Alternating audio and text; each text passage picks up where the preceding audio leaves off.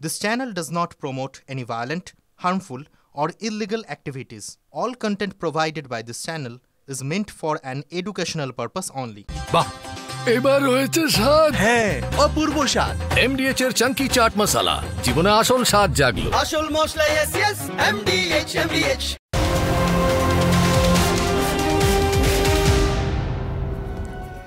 নমস্কার, দেখছেন টিভি9 বাংলা। দুপুরে সুপার প্রাইম টাইমে ফুল অ্যান্ড ফাইনাল নিয়ে আপনাদের সঙ্গে আমি অনির্বাণ, আর আমার সঙ্গে রয়েছেন আমার সহকর্মী দীপ।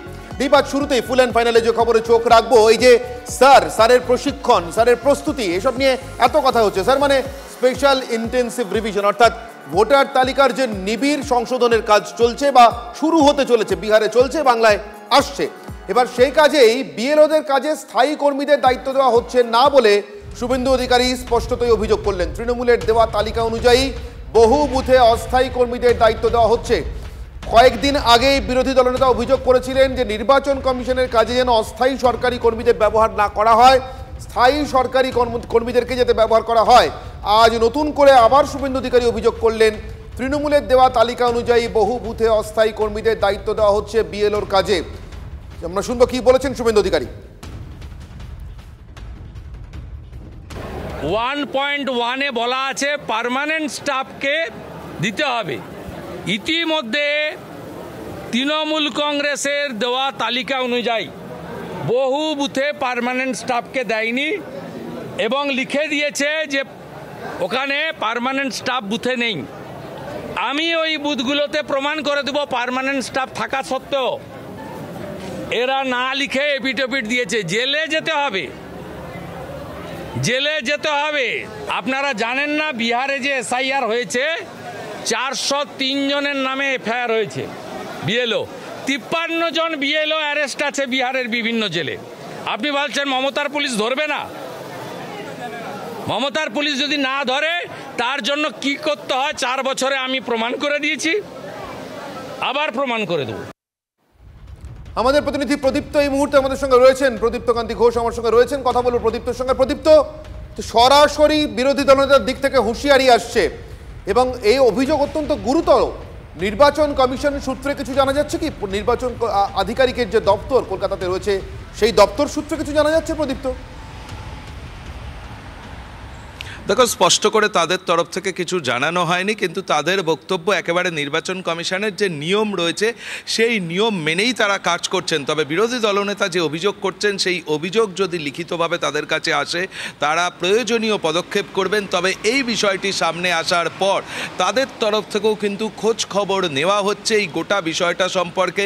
এবং তুমি জানো যে বারংবার শুভেন্দু অধিকারী সহ বিজেপির নেতারা এই দাবি তুলেছেন যে এই রাজ্যের যারা অন্তত স্থায়ী সরকারি কর্মচারী তাদেরকে এখানে ব্যবহার করতে হবে। তার কারণ চুক্তিভিত্তিক যে কর্মচারীরা রয়েছে তারা সরাসরি শাসক দলের ঘনিষ্ঠ, এই অভিযোগ বিজেপির তরফ থেকে বারংবার করা হয় এবং শুভেন্দু অধিকারীও কিন্তু সেই কথা বলছেন এবং তিনি তার নিজের জেলার ক্ষেত্রেই এই বিষয়টিকে আরও বেশি করে সামনে নিয়ে এসেছেন এবং তিনি সরাসরি আজকে তমলুকের যে কর্মসূচি তার ছিল সেখান থেকে পূর্ব মেদিনীপুরের জেলাশাসক পূর্ণেন্দু মাঝি এবং জেলা পরিষদের যিনি সভাধিপতি রয়েছেন উত্তম বারিকের নাম তিনি করেছেন। এখন দেখার বিষয় এই অভিযোগ সামনে আসার পর কমিশনের তরফ থেকে, অর্থাৎ রাজ্যের মুখ্য নির্বাচনী আধিকারিকের একটা বিষয় বুঝতে চাইবো, বিরোধী দলনেতা আমরা এর আগেও দেখেছি বিভিন্ন সরকারি ডকুমেন্ট ধরে চিঠি, কোথা থেকে কোথায় চিঠি যাচ্ছে, নির্দেশ চালাচালি হচ্ছে, সেগুলো একদম অফিসিয়াল ডকুমেন্ট ধরে টুইট করে তারপর তিনি অভিযোগটা সামনে আনেন।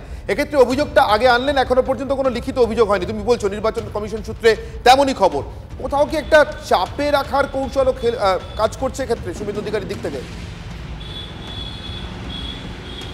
দেখো, অবশ্যই একটা চাপে রাখার কৌশল তো এটা বটেই, কিন্তু শুভেন্দু অধিকারীর ক্ষেত্রে আমরা যেটা দেখেছি, তুমি যেমনটি বললে যে তিনি কিন্তু বিভিন্ন বিষয়ের নথিপত্র সঙ্গে করে নিয়ে রাখেন। এই ধরনের অভিযোগ করলে এমনকি শুভেন্দু অধিকারী একথা বলছেন যে তিনি গোটা বিষয়টিকে প্রমাণ করে দেবেন, অর্থাৎ তার হাতে নিশ্চিতভাবেই কোথাও কোনো সঙ্গে থাকো, আমাদের সঙ্গে থাকো প্রদীপ্ত। এই মুহূর্তে সব থেকে বড় খবর, এই মুহূর্তে সব থেকে বড় খবর আপনাদের জন্য জানাই।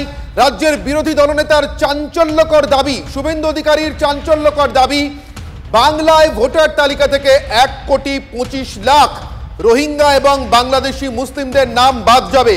আপনারা জানেন ইতিমধ্যেই বিহারে 64 লক্ষ ভোটারের নাম বা মানুষের নাম বাদ গিয়েছে ভোটার তালিকা থেকে। সেখানে দাঁড়িয়ে রাজ্যের বিরোধী দলনেতা, পশ্চিমবঙ্গের বিরোধী দলনেতা শুভেন্দু অধিকারীর দাবি, পশ্চিমবঙ্গে এসআইআর হলে অর্থাৎ এই বিশেষ নিবিড় সংশোধন হলে ভোটার তালিকা থেকে বাংলার 1.25 কোটি মানুষের নাম, 1,25,00,000 রোহিঙ্গা এবং বাংলাদেশি মুসলিমদের নাম বাদ যাবে। কি বলেছেন বিরোধী দলনেতা শুভেন্দু অধিকারী, শুনবো। বিহারে যদি 50 লাখ বাদ যায়, এখানে 1,25,00,000 বাংলাদেশি মুসলমান আর রোহিঙ্গা বাদ যাবে।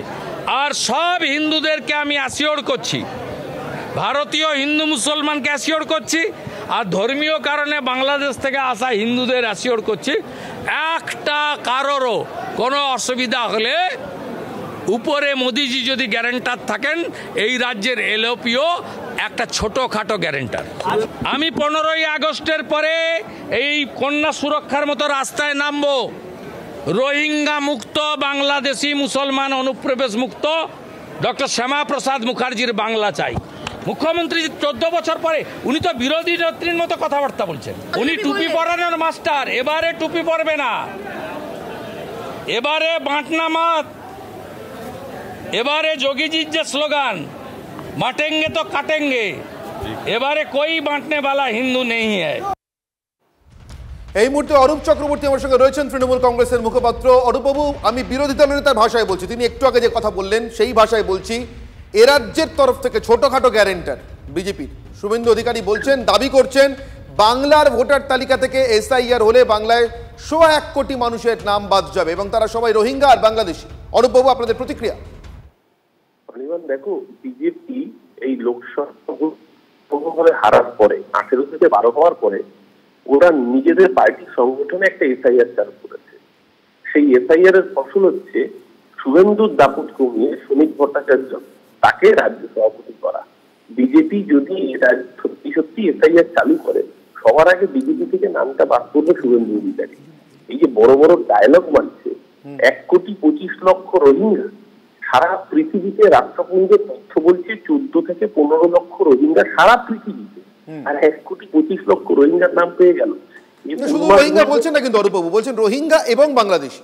রোহিঙ্গা এবং বাংলাদেশি মুসলমান, এর আগে আপনাদের চ্যানেলেই আমরা দেখেছি শুভেন্দু কখনো 60 লক্ষ রোহিঙ্গা বলেছে, কখনো 17 লক্ষ রোহিঙ্গা বলেছে, আর কখনো 70 লক্ষ রোহিঙ্গা বলেছে। সারা পৃথিবীতে রোহিঙ্গার সংখ্যা কত? এত রোহিঙ্গা বলছে। রোহিঙ্গা কি খায় না মাথায় দেয়? রোহিঙ্গাকে দেখতে কিরকম? শিশির বাবুর মতো দেখতে রোহিঙ্গাকে, নাকি না দিলীপ বাবুর মতো দেখতে? সেটা তো দেশের মানুষ জানতো। ওই যে রোহিঙ্গার সংখ্যা বলছে, প্রতি পাড়ায় অন্তত 20, 25, 50টা করে রোহিঙ্গা।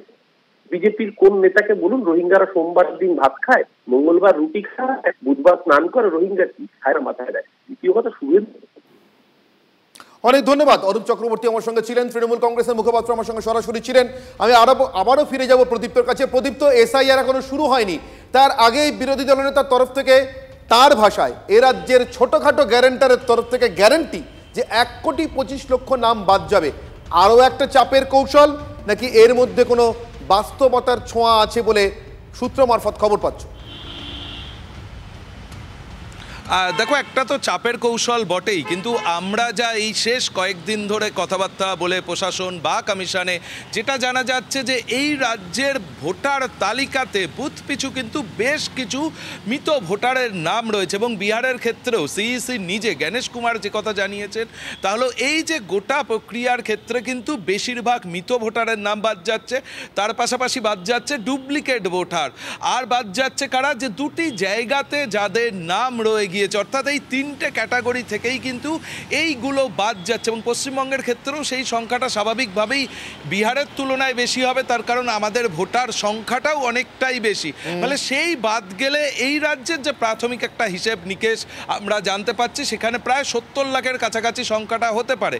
এখন শুভেন্দুবাবু 1,25,00,000 বলছেন, অর্থাৎ তার কাছে হয়তো নির্দিষ্টভাবে এক্ষেত্রেও কোনো তথ্য প্রমাণ থেকে থাকতে পারে, সেই জন্যে তিনি বলছেন যেমনভাবে। তার পাশাপাশি তুমি যেমনটা বললে যে এটাও একটা চাপের কৌশল, অবশ্যই চাপের কৌশল। তার কারণ হচ্ছে রাজ্যের শাসক দল চাপে শুধু থাকবে নয়, যে সমস্ত সরকারি কর্মী আধিকারিকরা এই কাজের সঙ্গে যুক্ত থাকবেন। যে প্রদীপ্ত আমাদের সঙ্গে থাকো এই মুহূর্তে সুজন চক্রবর্তী, সিপিআইএম কেন্দ্রীয় কমিটির সদস্য আমার সঙ্গে রয়েছেন সরাসরি টেলিফোন লাইনে। সুজন বাবু, বাংলায় এসআইআর হলে বিহারের মতো বাংলার ভোটার তালিকা থেকে, পশ্চিমবঙ্গের ভোটার তালিকা থেকে 1,25,00,000 রোহিঙ্গা এবং বাংলাদেশির নাম বাদ পড়বে। শুভেন্দু অধিকারী কিছুক্ষণ আগে চাঞ্চল্যকর দাবি করেছেন। সুজন বাবু, আপনাদের প্রাথমিক প্রতিক্রিয়া। শুভেন্দুবাবু দাবি করেছেন যে এসআইআর হলে বাংলায় 1,25,00,000 মানুষের নাম বাদ যাবে, তারা রোহিঙ্গা এবং মুসলমান, বাংলাদেশি বাংলা ভাষায় কথা বলে, রোহিঙ্গা এবং মুসলমান। 1,25,00,000 বাদ যাবে, এই অঙ্কটা কি মেলাতে পারছে? সব মিলিয়ে বোধহয় 6.5-7 কোটি আমাদের এখন সব মিলিয়ে ভোটার, তার মধ্যে এই সংখ্যাটা কোনোভাবে মেলাতে পারছে? অঙ্কে মিলবে, পাটিগণিতে মিলবে?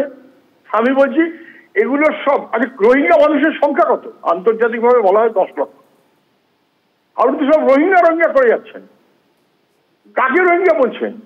যদি এমন হয় যে কোটি কোটি রোহিঙ্গা ঢুকে গেছে বাংলাদেশের থেকে, মানে পশ্চিম বাংলায়, তাহলে বার্মার বর্ডার সুরক্ষিত নয়। প্রথমে গ্রেপ্তার করা উচিত স্বরাষ্ট্রমন্ত্রীকে,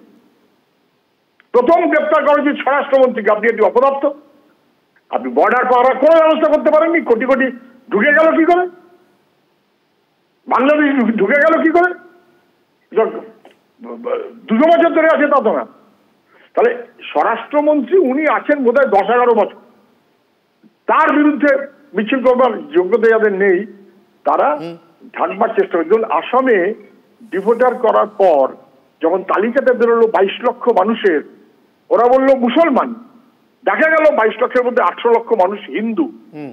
এই আক্রমণটা গরিব মানুষের বিরুদ্ধে, হিন্দু মুসলমানের ব্যাপার না, বাংলাভাষী গরিব মানুষের বিরুদ্ধে সজোরে আক্রমণ বিজেপির, এবং শুভেন্দু অধিকারী তার মনোভাবেই চলছেন।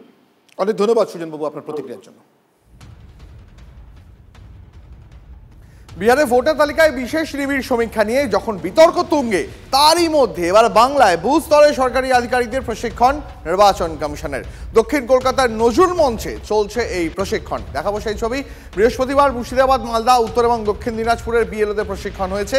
গতকাল বর্ধমান এবং ঝাড়গ্রামেরও প্রশিক্ষণ হয়েছে। এই মুহূর্তে নজরুল মঞ্চ থেকে আমাদের সহকর্মী সুশোভন রয়েছেন, আরো বিস্তারিত জানাবেন। সুশোভন, এটাও কি বাংলাতে এসআইআর এর কোথাও একটা প্রস্তুতি বলেই মনে করা হচ্ছে এই মুহূর্তে? এখনো পর্যন্ত তোমার কাছে কি আপডেট রয়েছে? দেখো, সেরকমই একটা আভাস পাওয়া যাচ্ছে। তার কারণ আমি তোমাকে দেখাবো। এইটা হলো আমার কাছে যে বই, যারা আজকে একেবারে প্রশিক্ষণ নিতে এসছেন তাদের যে সেই ট্রেনিং মেটেরিয়াল। আর এই বইয়ের মধ্যেই একটা অংশে দেখতে পাচ্ছ যে লেখা রয়েছে যে duties of BLO in SIR, অর্থাৎ একজন বিএলও তিনি এই এসআইআর যখন আছে তখন কোথায় কোথায় গিয়ে তার কি করণীয়, এবং তারপর কিভাবে সেই ফর্ম ফিল আপ করে এবং তারপর অবশেষে ভোটার কার্ড কীভাবে তৈরি হবে। ইতিমধ্যেই প্রশিক্ষণ চলছে। তার মধ্যে একজনের সাথে কথা বলি। আচ্ছা, এই এসআইআরের বিষয়টা তো আজকে আলোচনা করা হলো ট্রেনিংয়ের মাধ্যমে, কি বুঝলেন আলোচনার পরে? আমরা বিএলও হিসেবে বুঝতে পারলাম যে একজন বিএলওর কী দায়িত্ব এবং কর্তব্য, আমাদের কিভাবে কাজ করতে হবে।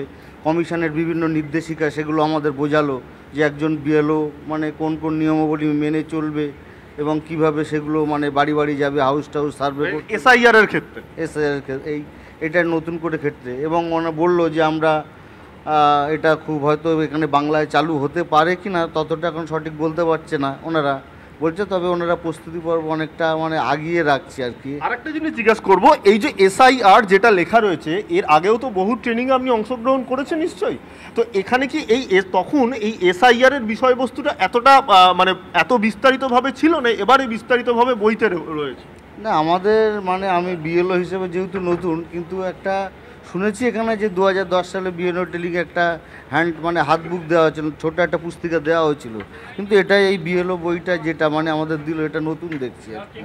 মানে বিস্তারিতভাবে এবার একটু বেশি রয়েছে। হ্যাঁ, এবার একটু বেশি আছে, মানে বিভিন্ন ফর্ম, মানে কি 6 নম্বর ফর্ম কীভাবে ফিল আপ করতে হবে, 7 নম্বর ফর্ম কীভাবে ফিল আপ করতে হবে, 8 নম্বর ফর্ম কীভাবে ফিল আপ করতে হবে, সেগুলোই আমাদের মূলত এখানে বুঝিয়ে বলছে। দেখো, একেবারেই তোমাকে যে জায়গাটা দেখাচ্ছি যে এখানে কিন্তু যে পাতাগুলো রয়েছে তার কিন্তু অনেকটাই কিন্তু বেশি। তোমাকে দেখো দেখানোর চেষ্টা করছি যে একের পর এক যে জায়গাগুলো রয়েছে সেখানে কিন্তু পুরো বিস্তারিতভাবে এসআইআরটা কি এবং সেখানে বিএলওদের কি ভূমিকা সেটা কিন্তু স্পষ্টত করা রয়েছে। একেবারে নজর রাখো। এদিকে সুপ্রিম কোর্টের শুনানির আগে এই নিয়ে কিছু স্পষ্ট করে বলতে নারাজ রাজ্যের মুখ্য নির্বাচনী আধিকারিক। ইসিআই যখন সার্কুলার বের করেছিল বিহারে, ওখানে লিখেছিল গোটা কান্ট্রিতে হবে, এটা লিখেছিল, কিন্তু এখন যেটা আছে ম্যাটার সাবজুডিস আছে। এখন যেটা আছে আমরা কিছু বলতে পারবো না, সাবজুডিস আছে, 28 তারিখ হিয়ারিং আছে, সুপ্রিম কোর্টে ম্যাটার আছে, let the judgement come out. Summary revision তো প্রতি বছর হয়, সেটা মোটামুটি সেপ্টেম্বর এরকম সময় শুরু হয়, সেপ্টেম্বর। তো এবারও মানে সেইভাবেই প্রস্তুতি নিয়ে শুরু করা হয়েছে, একটু আগে শুরু করা হয়েছে, যাতে আমরা ভালোভাবে ট্রেনিং দিতে পারি। আলোচনাটা কি? না, আমাদের নর্মাল ট্রেনিং যা বিএলওদের কাজ সেটা নিয়েই ট্রেনিং দেওয়া হচ্ছে। বিএলওদের যা কাজ মেনলি, বিএলওরা যে কাজটা করে বুথ লেভেলে, না কোনো 26-এর নির্বাচন বা এসব নয়, বিএলওরা প্রতি বছর ট্রেনিং হয়। বিএলওদের যা কাজ বাড়ি বাড়ি যাওয়া এবং সেখানে ভোটার আইডেন্টিফাই করা, সেসব নিয়ে। ভোটার তালিকায় বদল তো হতেই চলেছে, বোঝাই যাচ্ছে জুলাইয়ের শেষ এসআইআর নিয়ে কি করতে হবে বিএলওদের জন্য, প্রশিক্ষণের জন্য সমস্ত নির্দেশ চলে এসেছে। কিন্তু ভোটার তালিকার বদলের আগেই বাংলায় বাড়িটাও বদল করে ফেলতে চায় রাজ্য নির্বাচন কমিশন। রাজ্যের নির্বাচন কমিশনের দপ্তর বাড়ি বদল করতে চেয়ে চিঠি দেওয়া হয়েছে রাজ্যের মুখ্য সচিবকে। স্ট্র্যান্ড রোডের ওপর আরও বড় বাড়ি চাইছে কমিশন। রাজ্যের সিইও অফিসকে স্বতন্ত্র করার নির্দেশ ইতিমধ্যেই দিয়েছে জাতীয় নির্বাচন কমিশন। আলাদা বাজেট বরাদ্দেরও নির্দেশ দিয়েছিল জাতীয় নির্বাচন কমিশন। বাংলায় এসআইআর এর জন্যই কি এই তোড়জোড়? তেমনই খবর কিন্তু কমিশন সূত্রে। আগামী মাস থেকে শুরু হতে পারে এসআইআর এর কাজ, আর সেই মোতাবেক 2 পরগনা এবং হাওড়া এই সমস্ত জায়গার বিএলওরা যারা রয়েছেন তাদেরকে ডেকে ট্রেনিং করাচ্ছে নির্বাচন কমিশন, যেখানে তাদের অনেকেই জানাচ্ছেন যে এই সময় এই ধরনের ট্রেনিং একেবারেই অন্যরকম। একই সঙ্গে এসআইআর এবং আগামী বিধানসভা নির্বাচন, এই দুয়ের কাজ এই বাড়িতে সম্পন্ন করতে, অর্থাৎ বামালারি বিল্ডিংয়ে সম্পন্ন করতে বেশ অনেকটা জায়গার প্রয়োজন। আর তার জন্যই নতুন ঠিকানায় যেতে চাইছে নির্বাচন কমিশন, অন্তত চিঠিতে এমনটাই জানিয়েছে তারা। সেক্ষেত্রে যদি নতুন ঠিকানা হয় তাহলে বহু ইতিহাসের এই সাক্ষী বামালারি বিল্ডিংয়ের জায়গা অন্যরকম হবে, অন্য জায়গায় চলে যেতে পারে নির্বাচন কমিশন। ক্যামেরায় দীপঙ্কর জানার সঙ্গে শ্রাবন্তী সাহা, TV9 বাংলা, কলকাতা। ছোট হয়ে গেছে শুধু নেই, ওখানে যেটা আছে একটা অন্য ম্যাটারও আছে, ওখানে এন্ট্রি নেই, ওখানে কার পার্কিং নেই, ওখানে ফায়ার সেফটি হ্যাজার্ড আছে, যেটা আছে আমরা খুঁজছি। শুভেন্দু অধিকারী যখন গ্যারেন্টার হয়ে নিজেকে ছোটখাটো গ্যারেন্টার বলে গ্যারেন্টি দিচ্ছেন যে বাংলায় এসআইআর হলে 1,25,00,000 মানুষের নাম বাদ যাবে, তখন বিহারে নির্বাচন কমিশনের এই বিশেষ নিবিড় সমীক্ষার কাজ প্রায় শেষ, আর 2-3 দিন মাত্র বাকি আছে। তার ওই শেষ মুহূর্তে এসে যা দেখতে পাচ্ছি আমরা, ভোটার লিস্ট থেকে ইতিমধ্যেই 64 লক্ষ নাম বাদ পড়া একদম সিলড হয়ে গিয়েছে, অর্থাৎ এই নামগুলো বাদ যাচ্ছেই। আরও 1,20,000 মানুষের নাম থাকবে কি থাকবে না সেটা এখন একটা সরু সুতোয় ঝুলছে মাত্র। জ্যোতির্ময় কর্মকার আমার সঙ্গে রয়েছেন সরাসরি নয়াদিল্লি থেকে, আমাদের প্রতিনিধি। আমি কথা বলবো জ্যোতির্ময়ের সঙ্গে।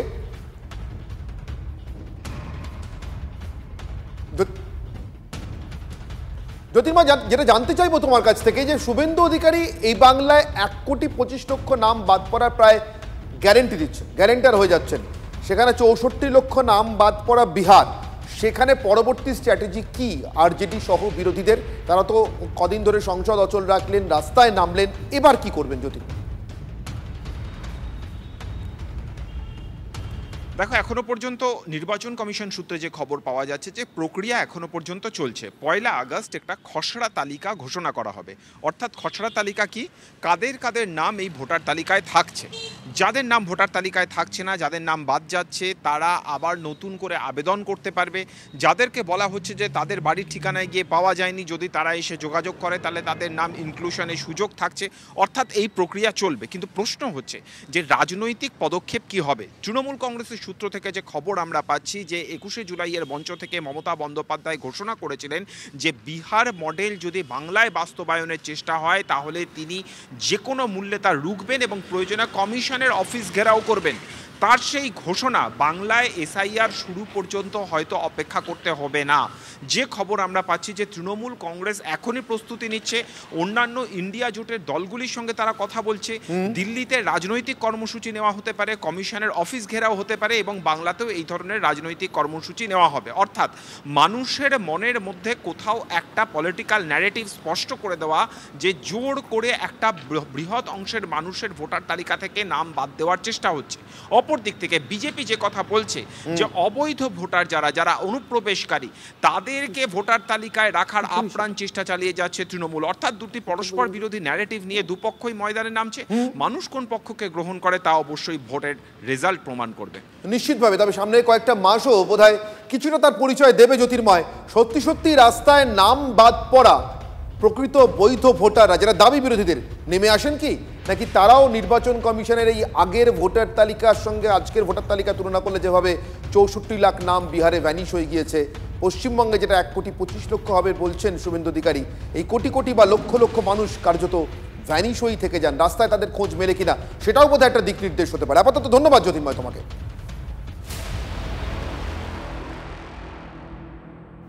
উত্তম ব্রজবাসীর পর এবার এনআরসির নোটিশ পেলেন মাথাভাঙার নিশিকান্ত দাস। তবে পাশে থাকার আশ্বাস দিয়েছে তৃণমূল কংগ্রেস।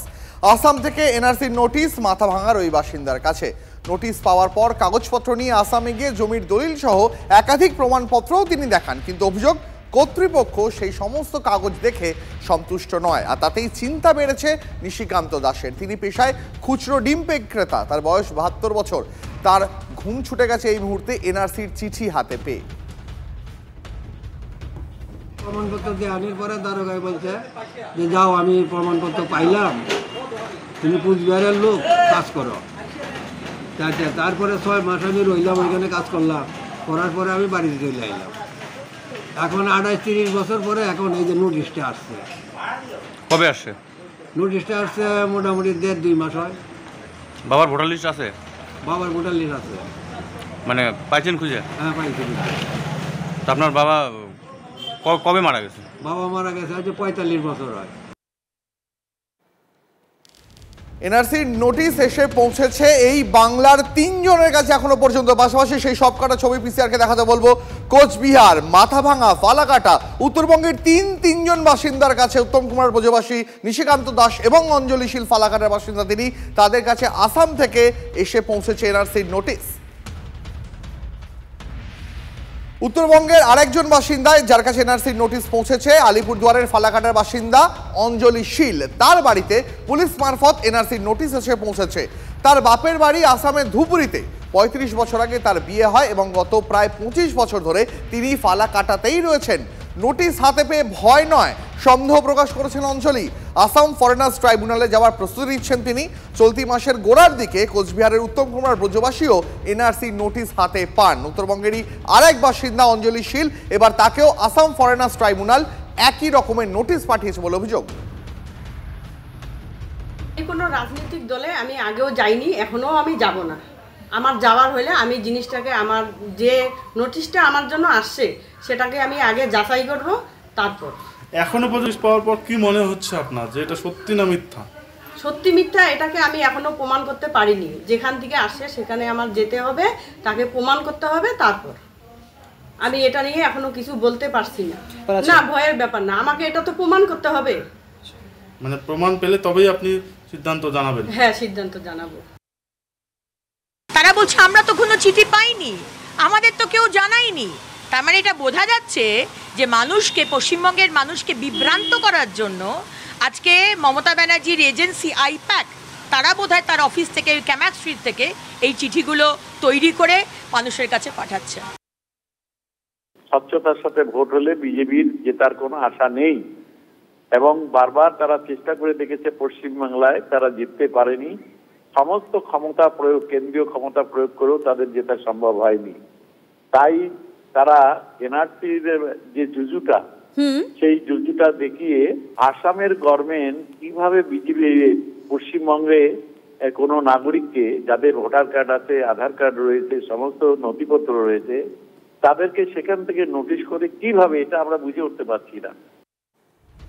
আর এবার যে খবরে নজর রাখবো, মুর্শিদাবাদে ভারত বাংলাদেশ সীমান্তে জাল আধার কার্ড, জাল জাত শংসাপত্র তৈরির হদিশ। ঘটনায় 2 জনকে গ্রেপ্তার করেছে লালগোলা থানার পুলিশ। গোপন সূত্রে খবর পেয়ে একটি দোকানে হানা দেয় পুলিশ। সেখানে জাল আধার কার্ড, জাল শংসাপত্র, প্যান কার্ড তৈরির অভিযোগ। বাজেয়াপ্ত করা হয়েছে জাল নথি তৈরির যাবতীয় সরঞ্জাম। বাংলাদেশি অনুপ্রবেশকারীদের জন্যই কি এখানে জাল নথি তৈরি হতো, সেটাই এই মুহূর্তে খতিয়ে দেখছে পুলিশ। মেশিন, একটা ফিঙ্গারপ্রিন্ট ডিভাইস, ল্যাপটপ 2টো, মাউস, কিবোর্ড, একটা স্ক্যানার, সিপিইউ এবং একটা মনিটর, এগুলো সিজ হয়েছে। এর সাথে যা খবর আসছে আরও কিছু লোক জড়িত আছে, সেটা আমরা ক্রমশ ইনভেস্টিগেশনের মাধ্যমে প্রকাশ পাবে। এটা খুব সম্ভাবনা আছে যে এখানে অনেক বাংলাদেশি লোক আধার কার্ড বানানো হয়। ফটোকপির আড়ালে জাল আধার কার্ড তৈরির চক্রের হদিশ মিলল এবার মিনাখার বকচড়া বাজার এলাকাতেও। সেখানে আমিনা জেরক্স সেন্টার নামে একটি দোকানে পুলিশ হানা দেয়, গ্রেপ্তার করে দোকানের মালিক সহ দুজনকে। ধৃতদের নাম বাকিবুল্লাহ গাজী এবং আব্দুল মতিন। উদ্ধার করা হয়েছে জাল Aadhaar, voter card, laptop, fingerprint machine সহ নানা সরঞ্জামও সেখান থেকে বাজেয়াপ্ত করা হয়েছে।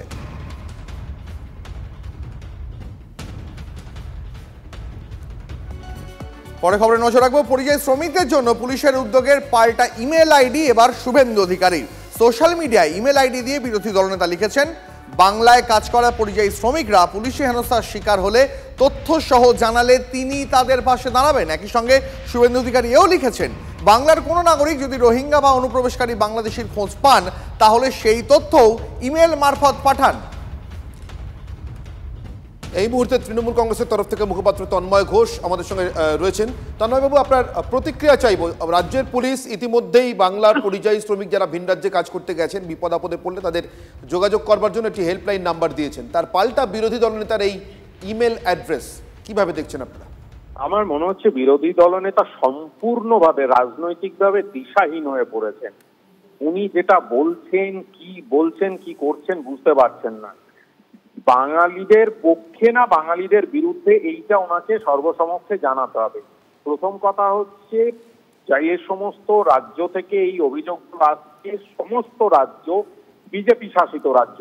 উনি তো বিজেপি দলটা করেন, তাহলে সেই রাজ্যে তাদের সঙ্গে কথা বলছেন না কেন? ইমেল আইডি দিয়ে নাটক করছেন কেন? এক। দ্বিতীয় কথা হচ্ছে, ওনাকে ইমেল আইডি দিয়ে কেন জানানো হবে? মানে উনি কি স্বরাষ্ট্রমন্ত্রী দেশে? তাহলে স্বরাষ্ট্রমন্ত্রীর ইমেল আইডি দিয়ে জানানো হোক যে অনুপ্রবেশকারী কারা। অনুপ্রবেশকারীদেরকে আটকানোর দায়িত্ব কেন্দ্রীয় স্বরাষ্ট্রমন্ত্রকের। তার ব্যর্থতা বারবার সামনে আসছে। আর দ্বিতীয় কথা হচ্ছে, কি একটা বলেছেন, রোহিঙ্গারা তো মায়ানমারের বাসিন্দা, তারা বাংলা ভাষা কবে থেকে শিখলো? তারা বাঙালি কিভাবে হয়ে গেল? তারা বাংলাদেশ থেকে কিছু লোক এসে বাংলাদেশে উঠেছিল, সেই বাংলাদেশ থেকে আবার কিছু লোক ভারতবর্ষে ঢুকে পড়ছে বলে আমরা খবরে জানতে পারছি। তো কেন্দ্রীয় স্বরাষ্ট্রমন্ত্রক করছেটা কি? কেন্দ্রীয় স্বরাষ্ট্রমন্ত্রকের দায়িত্বও শুভেন্দু বাবু নিচ্ছেন, বিজেপি শাসিত রাজ্যগুলোতে কি হচ্ছে সেটার দায়িত্ব উনি নিচ্ছেন না। আবার উঠে বলছেন বাঙালিরা আমাকে বলো। আমি বুঝতে পারছি না, বা বাংলার মানুষ বুঝতে পারছে না যে ওনার বক্তব্যটা কি। ধন্যবাদ। বুঝতে পারছি যে ধন্যবাদ তন্ময়বাবু। দীপ, তোমাকে একটা কথা স্মরণ করিয়ে দিই, কতটা শুনেছো তোমরা, তুলনায় বয়সে একটু ছোটই, অনিলায়ন শিক্ষাক্ষেত্রে শোনোনি পরে। আমরা শুনতে শুনতে বড় হয়েছি, কিন্তু একটা নতুন আয়ন শুরু হয়েছে, একে সবুজায়ন বলা যেতে পারে হয়তো। ছাত্র সংগঠনের প্রতিষ্ঠা দিবস, মানে তৃণমূল ছাত্র পরিষদের প্রতিষ্ঠা দিবস, সোজা কথায় বললে ওটা একই সঙ্গে ছাত্র পরিষদ, মানে কংগ্রেসের ছাত্র পরিষদেরও প্রতিষ্ঠা দিবস, তাতে কিছু এসে যায় না। কিন্তু ওই দিনকে কলকাতা বিশ্ববিদ্যালয়ের পরীক্ষায় অবশ্যই এসে যায়। এই অদ্ভুত আপত্তি তৃণমূল ছাত্র পরিষদের তরফ থেকে। বিস্তারিত জানবো আমাদের প্রতিনিধি সুমনের সঙ্গে কথা বলে। সুমন, এখন কি পরীক্ষার দিনক্ষণও রাজনৈতিক সংগঠন, ছাত্র সংগঠনের জন্মদিন দেখে, তাদের কর্মসূচি দেখে ঠিক করতে হবে, এমনই দাবি টিএমসিপি? এই দাবি কতটা বিভ্রান্তিকর তা কিন্তু অনেকেই প্রশ্ন তুলতে শুরু করেছেন। তার মূলত দুটো কারণ। তৃণাঙ্কুর ভট্টাচার্য, টিএমসিপির ছাত্র সভাপতি, তিনি পোস্ট করে বলেছেন যে কলকাতা বিশ্ববিদ্যালয়ের ওই দিন পরীক্ষা রাখাটা এটা রাজনৈতিক একটা সিদ্ধান্ত এবং এটা কার্যত এই 28 আগস্টকে আটকানোর জন্য করা হয়েছে। তবে আমরা কলকাতা বিশ্ববিদ্যালয় সূত্রে কি জানতে পারছি, সেখান থেকে পরিষ্কার জানানো হচ্ছে যে এই এক্সাম ক্যালেন্ডারটা অনেকদিন আগেই ফিক্স করেছেন বোর্ড অফ স্টাডিজের প্রধানরা। তারা এই পরীক্ষা কবে নেবেন সেটা যদি কোনো রাজনৈতিক কর্মসূচির উপর স্থির করে রাখতে হয় তাহলে তো পরীক্ষায় নেওয়া যাবে না, কারণ খাস কলকাতায় বলো, বাংলায় বলো, কোনো না কোনো দিন কোনো না কোনো রাজনৈতিক কর্মসূচি রয়েছে।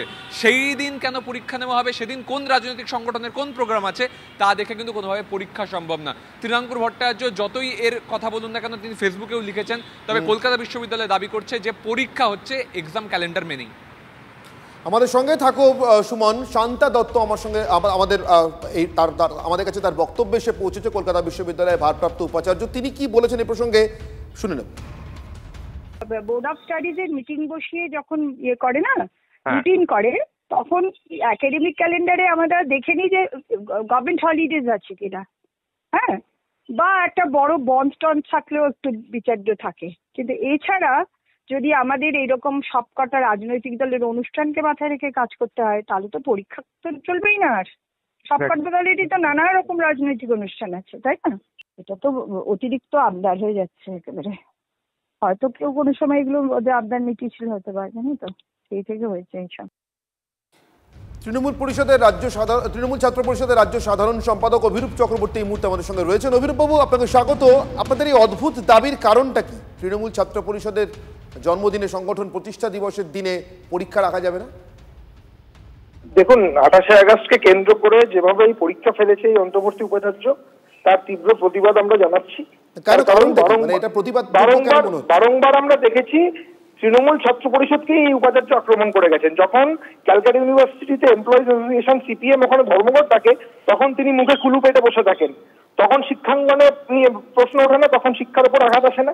কিন্তু অভিরূপবাবু, আপনার কাছে আমার একটা ছোট্ট প্রশ্ন। এই বাংলাতে CPM, CPI, RSP, forward block, Trinamool ছাত্র পরিষদ, আইসা মানে নকশালদের ছাত্র সংগঠন এবং অবশ্যই এবিভিপি অর্থাৎ আরএসএস এর ছাত্র সংগঠন, এতগুলো ছাত্র সংগঠন রয়েছে। তাহলে প্রত্যেকের ছাত্র সংগঠনের জন্মদিনটা কি আগে ক্যালেন্ডারে ঠিক করে নিতে হবে কলকাতা বিশ্ববিদ্যালয় বা সব বিশ্ববিদ্যালয়কে? এই দিনে পরীক্ষা ফেলা যাবে না? না, ইউনিভার্সিটি মাথায় রাখা উচিত যে সাধারণ ছাত্রছাত্রীদের যাতে কোনো রকম সমস্যা না হয় এক্সামিনেশন সেন্টারে পৌঁছানোর জন্য। স্বাভাবিকভাবেই দুপুর 2টোর সময় যদি পরীক্ষা ফেলে, সেই দিনকে লক্ষ লক্ষ ছাত্রছাত্রী সারা বাংলা জুড়ে কলকাতায় এসে উপস্থিত হবেন গান্ধী মূর্তিতে। সেই কথাটা সাধারণ ছাত্রছাত্রীদের কথাটা মাথায় রাখা উচিত। তার মানে আপনাদের সংগঠনের প্রতিষ্ঠা দিবসের দিন রাস্তাঘাটে জ্যাম হবে, ছাত্রছাত্রীদের পরীক্ষা কেন্দ্রে পৌঁছতে অসুবিধা হবে, সেই জন্য আপনারা পরীক্ষা বাতিলের দাবি করছেন? আমরা সাধারণ ছাত্রছাত্রীদের কথা মাথায় রেখেই দাবি করছি। এবং ইউনিভার্সিটি এর আগেও 2024 এন্ট্রান্স এক্সামিনেশনে 20% অ্যাটেন্ডেন্স নিয়ে ঝড় বৃষ্টির দিনে পরীক্ষা নিয়েছিল। অভিরূপবাবু, এই দাবি তো সময় অন্তরে যে কোনো ছাত্র সংগঠন করতে পারে। মানে আপনি যে দাবিটা করছেন, আজ থেকে 20 বছর আগে এরকমই বলা ছিল এসএফআই এর। আমরা যখন পড়াশোনা করতাম, তার মানে তখন যারা ভুগেছে এখনো তারা ভুগবে। তখন এসএফআই এর হাতে ভুগেছে, এখন টিএমসিপির হাতে ভুগবে। পশ্চিমবাংলায় তৃণমূল ছাত্র পরিষদ ছাড়া এরকম বৃহৎ সমাবেশ করার ক্ষমতা অন্য কোনো রাজনৈতিক ছাত্র সংগঠনের নেই। 20 বছর আগে এসএফআই এর ছিল, তারও 20 বছর আগে ছাত্র পরিষদের ছিল, আবার সামনের 20 বছর পরে হয়তো অন্য কোনো সংগঠনের হবে। এরকম ঘুরতে থাকবে। সাধারণ ছাত্রছাত্রীর কথা মাথায় রেখে এই কথাটা তুলছি যে তাদের যাতে কোনো রকম সমস্যার সম্মুখীন হতে না হয়। এবং উপাচার্য কেন এসএফআই যখন আন্দোলন করে ধর্মঘট ডাকে মুখে কুলু পেটে থাকেন, তখন ক্লাস নষ্ট হয় না, ক্লাসের পরিবেশ নষ্ট হয় না? আজকে তৃণমূল ছাত্র পরিষদকে বারংবার আক্রমণ করা হচ্ছে। এই উপাচার্য সরাসরি দিল্লির ইশারায় চলছে, সিভি আনন্দ বোসের ইশারায় চলছে। এনার অবিলম্বে পদত্যাগ করে এক হাতে সিপিএম এর পতাকা আর এক হাতে বিজেপির পতাকা নিয়ে দাঁড়ানো উচিত। ধন্যবাদ আমাদের সঙ্গে আপনাদের প্রতিক্রিয়া শেয়ার করবার জন্য। সাধারণ ছাত্রছাত্রীদের কথা ভেবেই এই অসাধারণ পরিকল্পনা এবং দাবি তৃণমূল ছাত্র পরিষদের সংগঠনের প্রতিষ্ঠা দিবসের দিন কলকাতা বিশ্ববিদ্যালয়ের পরীক্ষা ফেলা যাবে না। এসএফআই তরফ থেকে শুভজিৎ সরকার আমাদের সঙ্গে রয়েছেন। শুভজিৎ বাবু, আপনাদের প্রতিক্রিয়া? কালকে যদি তৃণমূল বলে আমার কালকে জন্মদিন, আমার জন্মদিনের দিন পরীক্ষা রাখা যাবে না, মমতা বন্দ্যোপাধ্যায়ের অমুক দিন সেদিন রাখা যাবে না, তৃণমূল ছাত্র পরিষদের করা প্রতিষ্ঠা, তা দেখে কি পশ্চিমবঙ্গে পরীক্ষা ঠিক হবে নাকি? তাও সরকারি পরীক্ষা? এটা কি বলে ছেলে খেলা চলছে নাকি? কদিন আগে আমরা দেখলাম 21শে জুলাইকে কেন্দ্র করে স্কুলের পরীক্ষা বাতিল হয়েছে, পিছিয়ে যাওয়া হয়েছে। যেমন একাধিক স্কুল রয়েছে, আমি উদাহরণ দিতে পারি, বিডিও স্কুল থেকে শুরু করে। এইটা তো চলতে পারে না যে সরকার দল মিশে যাবে এবং ভাববে পুরোটাই আমাদের নিজস্ব পারিবারিক সম্পত্তি, যা নয় তাই করবো। এটা হতে পারে না। আসলে তৃণমূল মনে করছে সরকারটা হচ্ছে তৃণমূলের একেবারে গণসংগঠন। আবার কোনোদিন বামফ্রন্ট ক্ষমতা এলে আপনারা এখন দাবি করবেন না তো? আমরা তো এই দাবি কখনো করেছি বলে আমার অন্তত মনে পড়ে না, আপনাদের ছাড়া কথা নয় এরকম রেকর্ডে। কারণ কি, একটা পরীক্ষা যখন হবে, সে পরীক্ষার ক্ষেত্রে রাজনৈতিক দলের কর্মসূচি বা রাজনৈতিক সংগঠনের কর্মসূচির সঙ্গে যদি তার ক্ল্যাশও হয়, এর সঙ্গে কি যায় আসে? এখন আমি আপনাকে বলছি, আমার নেট পরীক্ষা ছিল জুন মাসে, আমি নেট পরীক্ষার সময় আমার অল ইন্ডিয়া কনফারেন্স ছিল কেরালাতে এসএফআই। তা আমরা কি এসএফআই বলেছি অল ইন্ডিয়া কনফারেন্স এসএফআই আছে বলে আপনারা নেট পরীক্ষা পিছিয়ে দিন? তা কোনোদিন বলা যায়? আসলে যাদের শিক্ষার সঙ্গে পড়াশোনার সঙ্গে কোনো যোগাযোগ নেই, তারা এটা ভ্রান্ত কথা বলে। এদের কাছে ছাত্র রাজনীতি বা রাজনীতি হচ্ছে কেবল পয়সা কামানোর জায়গা, মাল কামানোর জায়গা। ধন্যবাদ আমাদের সঙ্গে আপনার প্রতিক্রিয়া শেয়ার করবার জন্য। নিশ্চিতভাবে কোনোদিন বলা যায় না, কিন্তু ক্ষমতায় এলে তো দেখেছি প্রায় সবাই বলতে চান, সবাই বলে ফেলেন, এবং যখন যিনি ক্ষমতায় থাকেন না তখন তিনি প্রতিবাদ করেন। দেখা যায় ভবিষ্যতের জন্য কি হয়। কিন্তু এই মুহূর্তে তৃণমূল ছাত্র পরিষদের দাবি 28শে অগস্ট সংগঠনের প্রতিষ্ঠা দিবসের দিন পরীক্ষা ফেলা যাবে না। বাঙালি অস্মিতার শান দিতে এবার রবিভূমে পদযাত্রা। বাংলা ভাষায় সন্ত্রাসের প্রতিবাদে বীরভূমে পদযাত্রা মুখ্যমন্ত্রী মমতা বন্দ্যোপাধ্যায়ের।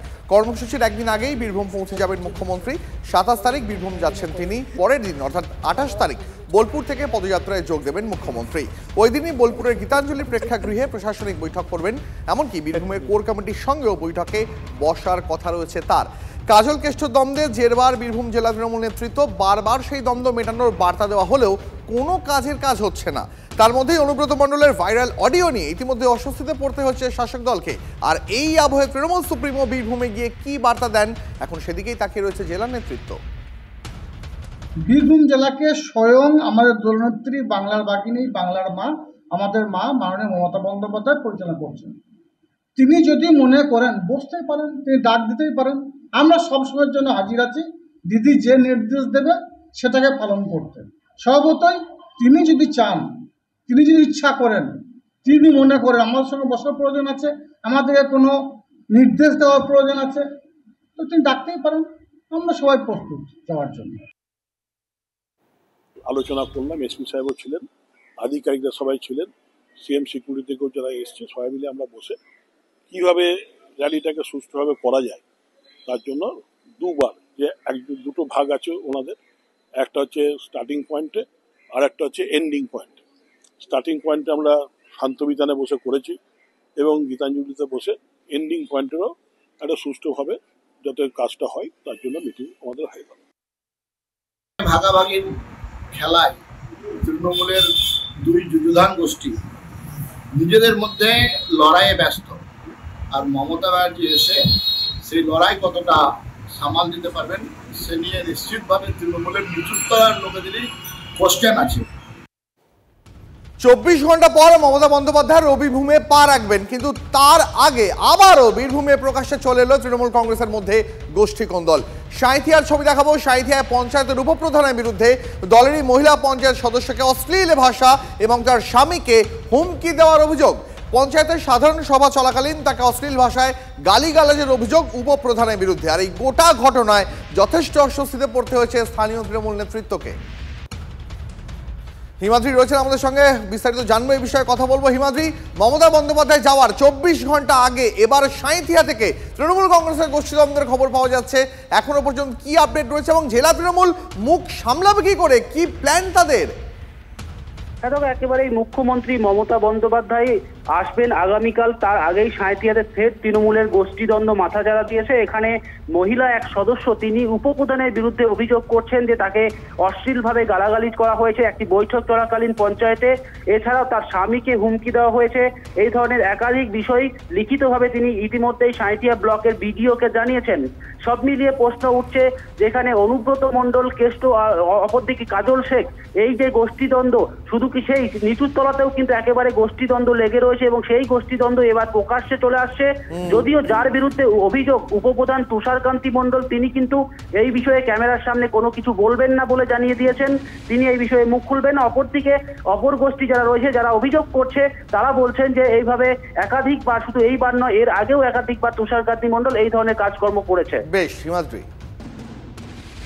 আমি হরদমে যখনই পঞ্চায়েত যাই তখনই আমাকে শ্লীলতাহানির কথা বলে, উপরন্তি অন্যরকম করে আর গালিগালাও করে। আর কালকে উপরন্তি মিটিং ছিল, সেই মিটিংয়ের আলোচনা বাদ দিয়ে সেখানে আমাকে অনেক রকমের অপমান করে, তার কি হিসাবে কথা বলে, অনেক রকমের কথা বলে।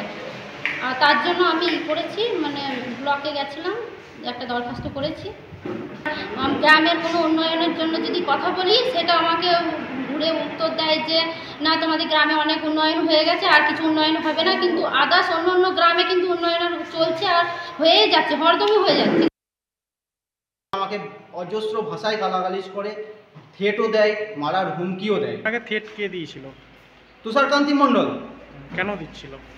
আমি ওখানে ভালোভাবে জনসাধারণের সেবা করি এবং ওনার সঙ্গে উনি যে গোষ্ঠী করেন সেই গোষ্ঠীতে থাকছেন, আমি ওর সঙ্গে থাকি না। উনি যে চরিত্রহীন এবং উনি যে দুর্নীতিগ্রস্ত, সেই আমি ওনাকে সহযোগিতা করি না। তার জন্য প্রশাসনিক জায়গায় মিটিং ডেকে, যেটা একটা ক্যাবিনেটের ভেতরে একটা মেম্বারকে, মহিলা মেম্বার, উনি তো একটা উপপ্রধান, তা সেটা আমার মনে হয় যে ওটা বলা ওনার ঠিক হয়নি। ২৬ ভোটে বেহালা পশ্চিমে তৃণমূলের প্রার্থী অভিনেত্রী শ্রাবন্তী সোমবার ২১শে জুলাইয়ের মঞ্চে টালিগঞ্জের কলাকুশলীদের সঙ্গে প্রথম সারিতেই বসেছিলেন অভিনেত্রী। সমাবেশে তৃণমূল সুপ্রিমো মমতা বন্দ্যোপাধ্যায়ের মুখে শোনা গিয়েছে শ্রাবন্তীর নাম। তাহলে কি পার্থ চট্টোপাধ্যায়ের আসন ধরে রাখতে এবার শ্রাবন্তীকে এনে চমক দেবে তৃণমূল? জল্পনা তুঙ্গে। মানুষের জন্য কাজ করতে চান জানিয়েছেন অভিনেত্রী, তবে প্রার্থী হওয়ার বিষয়ে খোলসা করে এখনই কিছু বলতে চাননি শ্রাবন্তী। কি কি করতে হয়, কিভাবে কি এগোতে হয়, মানুষের পাশে কিভাবে দাঁড়াতে হয়, কর্মীদের নিয়ে কিভাবে চলতে হয়, সেগুলো অনেক কিছু আছে। রাজনীতি এত ইজি নয়। আমার মনে হয় যে সেটাই আমার আসল পুজো, মানুষের পাশে থাকা, মানুষকে হেল্প করা, যতটা আমার ক্ষমতা আছে। এবং সেটা করতে গেলে একটা রাজনৈতিক পথ দরকার হয়, বড়ভাবে তো সেটাই আমার ইচ্ছে ছিল। আর বেহালা পশ্চিম অবশ্যই নিজের বাড়ি, নিজের ভিটে অলওয়েজ ভালো লাগবে, তার পাশে আমার পারিপার্শ্বিক লোকজনদের হেল্প করতে অলওয়েজ ইচ্ছা করবে। তার জন্যই কিন্তু আমি রাজি হয়েছিলাম, যেহেতু আমি বেহালা পশ্চিম পেয়েছিলাম। বেহালা পশ্চিমে তো তৃণমূল জয় পেয়েছে, মানে এবার যদি একটা ফোন আসে যে শ্রাবন্তী তুমি বেহালা পশ্চিম থেকে নির্বাচনে প্রার্থী হও, আমার নিজের ধারণা তুমি আমি যে বলবে তাকে বলবো যে আপনার সত্যি মনে হচ্ছে আমি পারবো, একবার হেরেছি আমি এটাই বলবো যে না, আগে আমি ভালো করে বুঝবো জিনিসটা, শিখবো, তারপর আমি এগোবো, যদি কোনোদিনও হয়। এখনো ফিউচার ইজ আনপ্রেডিক্টেবল, বলা যায় না। এখন আপাতত আমি ছবি নিয়ে, আমার কাজ নিয়ে খুব খুশি। এবার একটা ছবি দেখাই আপনাদের। বছর বছর যে ছবি ঘুরে ফিরে আসে, বসতি, কৃষিজমি সব গিলছে গঙ্গা। ভাঙনে উদ্বেগ প্রতিদিন বেড়েই চলেছে মালদার রতুয়ার 1 এবং মানিকচক 2 নম্বর ব্লকে।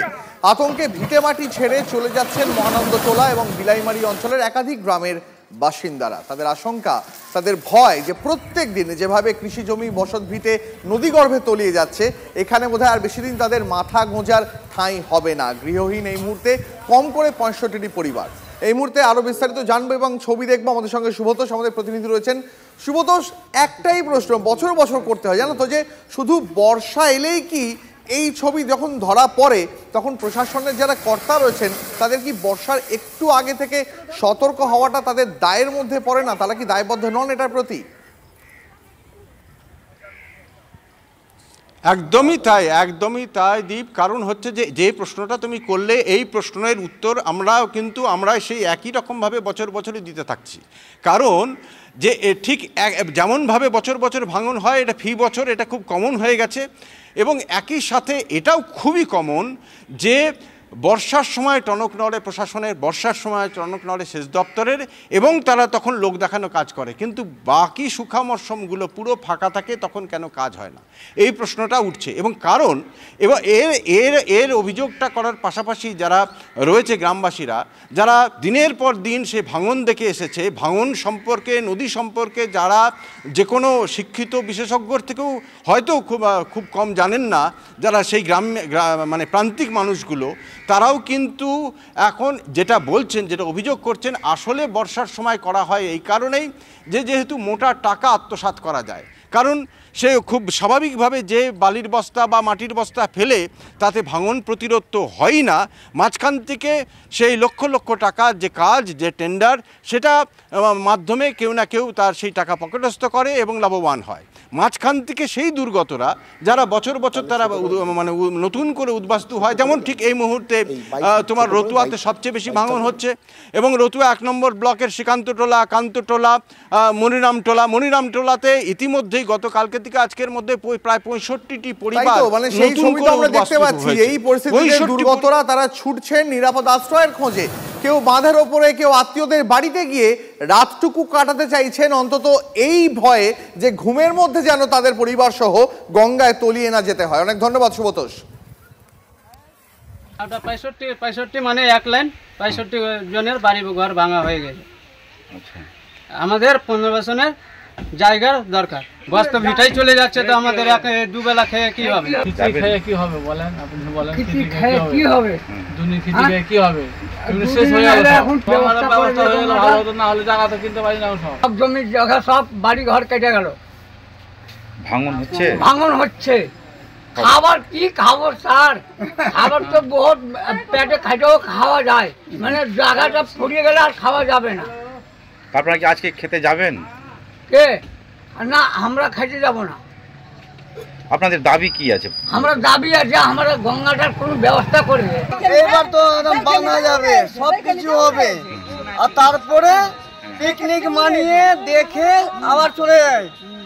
আমরা যেখানে সেই এই যে পজিশন 3 মাস আগে নেওয়া হয়েছিল, ওই 3 মাস আগে যদি এই মাত্র বয়সটাই পড়তো তো আমরা কিছু না কিছু অবশ্যই বাঁচতে পারতাম। যেখানে ভাঙন এলাকা সেখানে মানুষকে যত ধরনের পরিষেবা আমরা দিতে পারি যদি শিফটিংয়ের প্রয়োজন হয়, প্লাস ইরিগেশন দপ্তর থেকে অনেকগুলো মেজার্স নেওয়া হয়েছে, অনেকগুলো মেজার্স অনগোয়িংও আছে। যেখানে ভাঙন হচ্ছে আমরা চেষ্টা করব যাতে বন্যা পরিস্থিতি না হয়। এখন অবধি কোনো এলাকায় সেভাবে হয়নি, কিন্তু আমরা নজর রাখছি আর সব লাইন ডিপার্টমেন্টসকে ইনভলভ করছি, এখানে সব জনপ্রতিনিধিদের ইনভলভ করছি যাতে মানুষের কোনো অসুবিধা না হয়।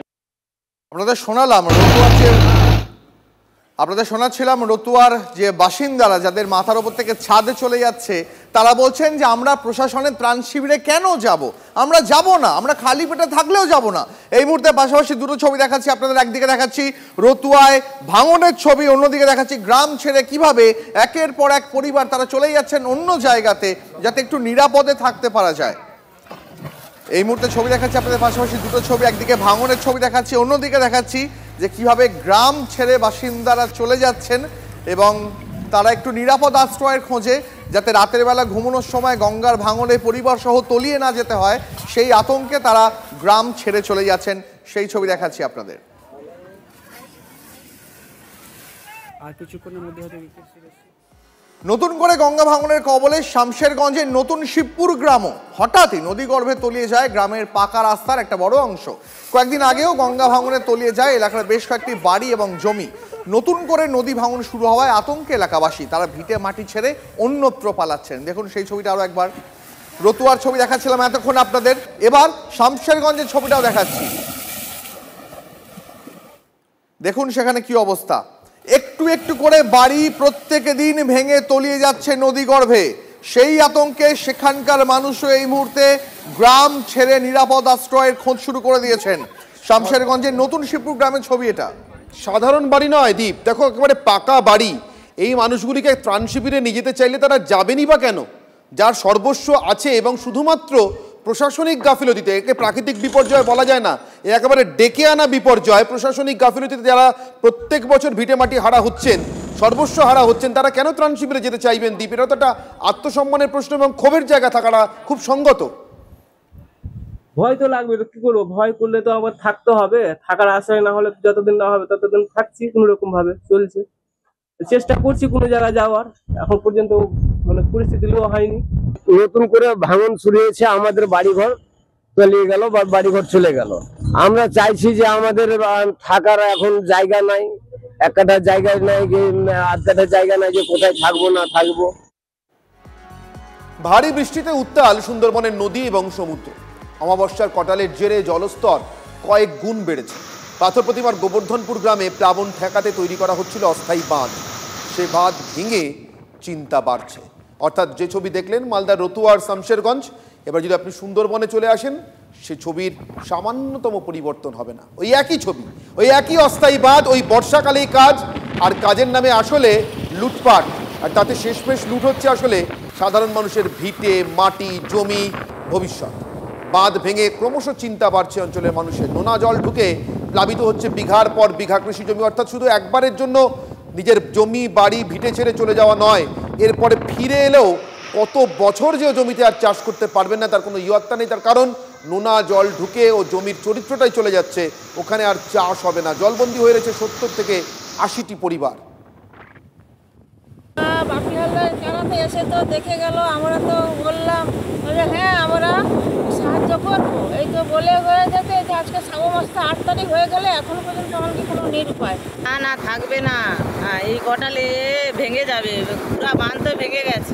মুহূর্তে কোথায় দেখি আশ্রয় কোথায় আছে তেমন যাওয়া ত্রাণ শিবিরে কোথায়। সুন্দরবনের ছবি দেখালাম, এবার একটু ঘাটালের ছবি দেখাই। একটানা 22 দিন ধরে জলমগ্ন ঘাটাল। দুদিনের ভারী বৃষ্টিতে পুরসভা এবং পঞ্চায়েত এলাকায় হু হু করে জল বাড়ছে। ঘাটাল পুরসভার 4টি ওয়ার্ডের বিভিন্ন এলাকা জলমগ্ন। ছবি দেখাচ্ছি আপনাদের এই মুহূর্তে। দাসপুর, অজবনগর সহ একাধিক পঞ্চায়েত এলাকা জল থই থই। একাধিক রাস্তাঘাট জলের তলায় চলে গেছে। কোনটা রাস্তার কোনটা নদী মানুষ বুঝতে পারছেন না। কোথাও হাঁটু সমান জল থাকায় ডিঙি যোগাযোগের একমাত্র মাধ্যম। জল পেরিয়ে প্রত্যেকদিন পড়ুয়াদের এই পচা গলা জল পেরিয়ে স্কুলে যেতে হচ্ছে। অন্যদিকে ঝুমি, শিলাবতী সহ নদীগুলি জলস্তর বাড়তে থাকায় স্থানীয়দের সঙ্গে উদ্বেগ বেড়েছে প্রশাসনেরও। আমি স্কুল যাচ্ছি জল পেরিয়ে। কতটা জল? এখানে অনেকটাই জল আছে, 1 হাঁটুর নিচে। জল বাড়ছে? হ্যাঁ, জল দ্বিগুণ বাড়ছে বৃষ্টির কারণে। কদিন যাচ্ছ স্কুলে ভাবে? অনেকদিন যাচ্ছি, 10-11 দিন হয়ে গেল জল পেরিয়ে পেরিয়ে স্কুল যাচ্ছি। জল বাড়লে যায় সারা সমস্যা হচ্ছে, কষ্ট হচ্ছে, কোন বছরে কষ্ট, এবছর তো এই নিয়ে 3 বার হয়ে গেল বন্যা। 4 চলছে, আবার ওই যে বাড়ছে, 4 চলছে। ছত্তিশগড়ে পৌঁছে গেল গভীর নিম্নচাপ, তবে আজও বিক্ষিপ্ত বৃষ্টি হবে দক্ষিণবঙ্গে। ভারী বৃষ্টির আশঙ্কা উত্তর এবং দক্ষিণ 24 পরগনা এবং পুরুলিয়ায়। আরও বিস্তারিত ওয়েদার আপডেট সম্পর্কে জানবো। কমলেশ এই মুহূর্তে রয়েছেন আমাদের সঙ্গে। কমলেশ, এই ঝড় বাদলা, এমন আবহাওয়া, এমন নিম্নচাপ কতদিন ধরে চলবে এবং তার প্রভাব দক্ষিণবঙ্গে এবং কলকাতায় কতটা পড়তে চলেছে? দেখো, একটা ভালো খবর যে এই গভীর নিম্নচাপটা দক্ষিণবঙ্গের উপর গাঢ় হয়ে বসে থাকেনি। এটা খুব দ্রুত ঝাড়খণ্ড হয়ে এখন ছত্তিশগড়ে চলে গেছে। কিন্তু আরও একটা সমস্যা আছে, কারণ মৌসুমি অক্ষরেখা এবং এই নিম্নচাপের প্রভাব তো একটা থাকছেই, তার সঙ্গে মৌসুমি অক্ষরেখা এখনও দক্ষিণবঙ্গের উপর রয়েছে। ফলে বিক্ষিপ্ত বৃষ্টি বাদলা এখনও দক্ষিণবঙ্গের অনেক জায়গায়, বিশেষ করে উপকূল এবং উপকূল লাগোয়া জেলাগুলোতে, হয়তো কলকাতা, হাওড়া, হুগলি এই অঞ্চলটাতে হচ্ছে। আজকে উত্তর দক্ষিণ 24 পরগনা এবং পুরুলিয়ায় ভারী বৃষ্টির ফোরকাস্ট রয়েছে এবং বুধবার পর্যন্ত কোনো না কোনো জেলায় বিক্ষিপ্ত বৃষ্টি বাদলা চলবে। দেখা যেটা মোটামুটি বোঝা যাচ্ছে যে বৃহস্পতিবার থেকে বৃষ্টিপাত হয়তো অনেকটা কমতে পারে। একটু এই মুহূর্তের উপগ্রহ চিত্রটা দেখাই। এই মুহূর্তে সবথেকে বেশি বৃষ্টি বাদলা চলছে ছত্তিশগড় এবং লাগোয়া মধ্যপ্রদেশ, মহারাষ্ট্রের উপর। এবং যেহেতু এই নিম্নচাপটা গভীর নিম্নচাপ রয়েছে, শক্তিশালী নিম্নচাপ, ফলে বঙ্গোপসাগর থেকে জলীয় বাষ্প এখনও টানছে। ফলে দেখা যাচ্ছে যে বঙ্গোপসাগর থেকে বিপুল পরিমাণে জলীয় বাষ্প আমাদের দক্ষিণবঙ্গে ঢুকছে। হয়তো বীরভূম বা মালদা বা দক্ষিণ দিনাজপুরের উপর খুব একটা মেঘ নেই, কিন্তু উপকূল লাগোয়া যে অঞ্চলগুলো সেখানে এখনও বজ্রগর্ভ মেঘ ঢুকছে এবং বৃষ্টি বাদলা চলছে। এই বৃষ্টি বাদলা হয়তো তীব্রতা কমবে, কিন্তু বৃষ্টি এখনই বন্ধ হবে না। দীপ, বুঝতে পেরেছি, ধন্যবাদ কমলেশ। সোনপ্রয়াগের কাছে ধস, যার জেরে বন্ধ কেদারনাথ যাত্রা। আপাতত স্থগিত রাখা হয়েছে যাত্রা। উত্তরাখণ্ডের বেশ কিছু জায়গায় ধসে কেদারনাথ যাত্রার পথ অবরুদ্ধ হয়ে পড়েছে। কিছু তীর্থযাত্রী সোনপ্রয়াগের কাছে আটকা পড়েছিলেন। অন্তত 100 জন তীর্থযাত্রীকে উদ্ধার করেছে SDRF। তাদের নিরাপদ অন্যত্র জায়গায় সরিয়ে নিয়ে যাওয়া হয়েছে। পরিস্থিতি স্বাভাবিক না হওয়া পর্যন্ত যাত্রা স্থগিত রাখার সিদ্ধান্ত নেওয়া হয়েছে। MDH চানা মশলা, এখন ছোলা হোক বা বরবটি দানা, সাদা চানা হোক বা কালো, সব রান্নাই হবে অসাধারণ।